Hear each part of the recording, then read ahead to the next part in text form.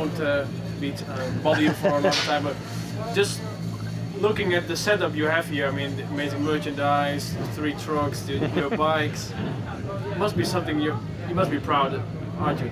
Yeah, we've got a lot going on, haven't we?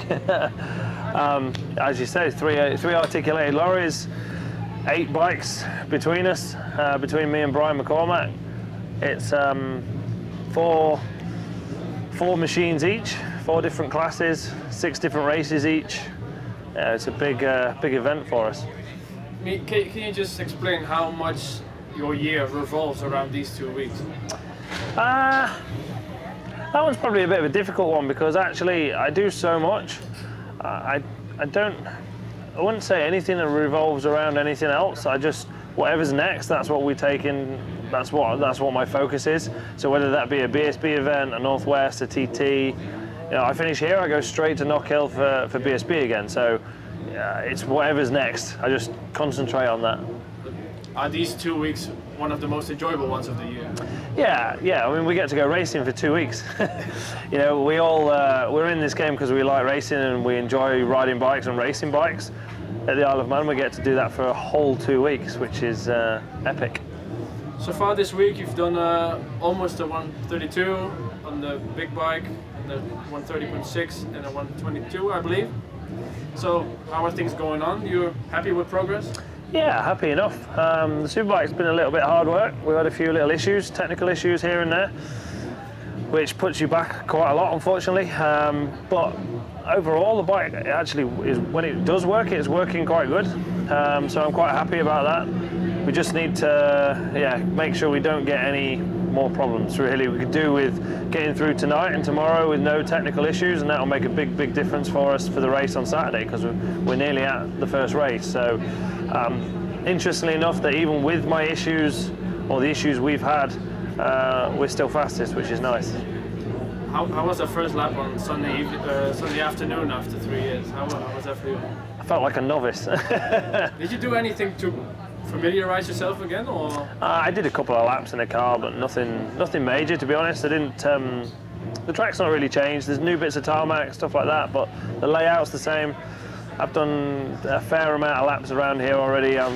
This is year 7 for me, so I've done 6 TT, so I kind of know my way around anyway. Having said that, still that first lap I felt like a novice. I was shutting off too early and turning in too early and all the usual stuff that you do when you've not been here for a while. But my first lap was still 124 mile an hour average standing start, so yeah, and my second one was 126 or something. So yeah, I mean, it didn't seem to take long to get back into it. I had a chat with John McGuinness this morning about heroes and who his heroes were, and that he's a hero for riders now. Since the way you've come on since 2014 with one bike and now you're here with everything going on, who were your heroes when you started, and how does it feel to be a hero for some upcoming riders at this moment? Well, I don't feel like a hero. Maybe it's not the right word, but you know, the influence. Yeah, somebody to look up to. For me, really, I was not, believe it or not, I was not massively into TT growing up. I was all short circuit. And as I still am to a point, I'm still, I'm a short circuit racer that comes to the TT. I'm not a TT racer that goes short circuit racing. That's the way I view myself. Having said that, the person that always kind of stood out as I was growing up and watching, listening, whatever it may be with TT was John. It was McGuinness, he was the person who was the fastest, he was the person who was always at the front, he was the person who did the first ever 130 mile an hour lap. So for me, that John was and is king of the mountain. You see yourself going until 50? Or? I don't know, yeah, maybe. I'd like to say yes right now, but how I'll feel in 10 years' time, I don't really know. But as it stands at the moment, yeah, I can see myself racing until someone stops me. I think you said it in some earlier interview that that's the reason, like, if you have to stop racing, you building your own businesses, PHR, your merch. Is that important for you to, be future-proof, let's say? Yeah, I think it's more just being sensible. I'm not always sensible in my life, but sometimes I can be sensible, and I think setting up a business while things are going good is a sensible thing to do for the future. 2 more questions I want to ask you to finalize it. You've ridden some amazing bikes around this place, around anywhere. If there's one bike, whatever bike it may be, you could ride, which one would it be? From all the bikes that I've ridden already? No, or from anything? Oh, what's the best bike you have ridden, and what's one you want to ride? I think that's quite a hard question, actually. I think if I had a choice of anything, I'd want to ride a current MotoGP bike of some sort, whether that be the Ducati or the Yamaha or the Honda or whatever. I could probably quite like the Suzuki, to be fair. That looks like probably the nicest bike to ride in MotoGP at the minute. Real big shame that they're not going to make any more seasons in MotoGP. I think that's a big loss to the sport, not just MotoGP, but I think to the sport.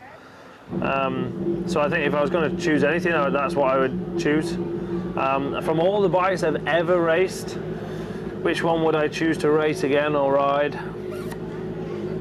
I'm quite happy with the bike I've got right now. I'm not just saying that because I'm sat in front of you, but I really enjoy riding the M1000RR.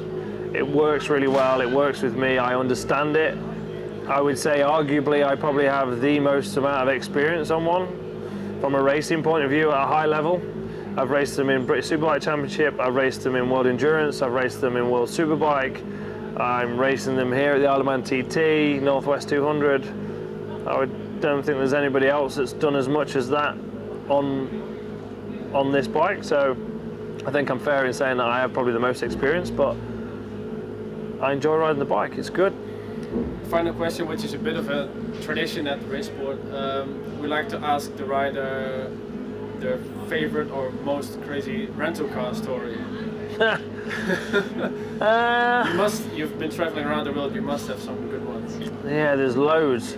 In fact, to be fair, I've been kind of, recently at the Northwest 200, I've been kind of tarnished with this brush of crashing a rental car, which I wasn't even in, but anyway, it had my name written all over it. That was the problem, but anyway. Just to make it clear for everyone, it was not you. Yeah, no one believes me anyway, so it doesn't really make any difference, but my argument to that is if I'd crashed it, why would I need to cover it up? I don't get it. If I crashed it, I crashed it. We've done all sorts in hire cars. Normally knocking it out of gear and handbrakes and yeah, all sorts of daft stuff like that. Normally jamming the handbrake on when the driver's not watching at like 80 mile an hour down the motorway, that sort of thing. That's kind of the usual idiocy that we can get up to. Nothing too dramatic. Thank you so much, Pete, for taking your time, and no worries. Wish you all the best. Thank you. Thanks a lot.